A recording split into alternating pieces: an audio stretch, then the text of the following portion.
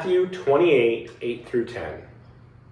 So the women hurried away from the tomb, afraid, yet filled with joy, and ran to tell his disciples. Suddenly Jesus met them. "Greetings," he said. And they came to him, collapsed at his feet, and worshipped him. And when Jesus said to them, "Do not be afraid. Go and tell my brothers to go to Galilee. There they will see me." The tomb is empty. Jesus is risen. The women who went to the tomb experienced a moment that changed everything. But after the shock, and after the joy, and after the awe, they were left with a question. And now what? It's the same question for us today. After walking through these 40 days of Lent, reflecting on our need for connection, nurturing relationships, and deepening our faith in Jesus Christ, the resurrection calls us to ask, what difference has it made in our lives? How have these last 40 days shaped us, and how will we live differently because of them and because of Jesus?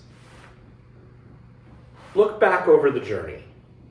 Have you noticed a shift in how you approach your relationships with family and friends, with faith community, or even those that you've struggled with? Have you grown closer to Jesus, understanding his love and sacrifice in a new way? Are there areas in your life where you now feel called to carry the hope and grace of the resurrection forward?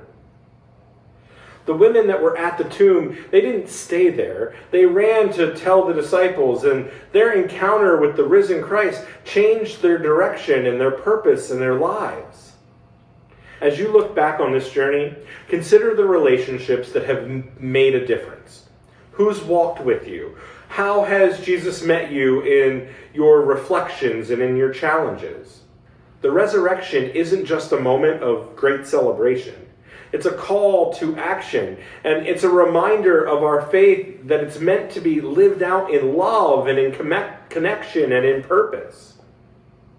So take some time today and in the coming days to reflect on your journey over these last 40 days.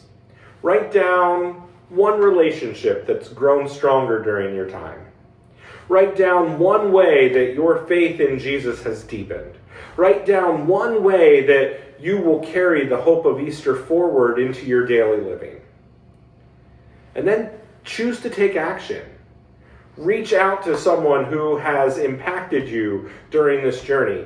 Thank them and share how their presence has made a difference in your life. Easter is not the end of the story, but it is the beginning of a new chapter.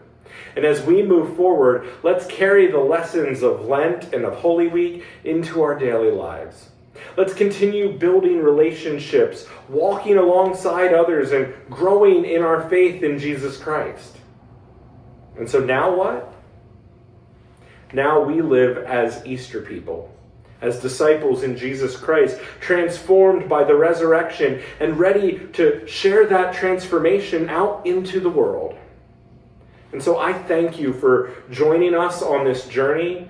Let's walk forward together in the light of Christ so that the world might see that light and have hope, that they might know the love of Christ and find the grace of Christ for themselves, and so that we might be in community with one another. Amen.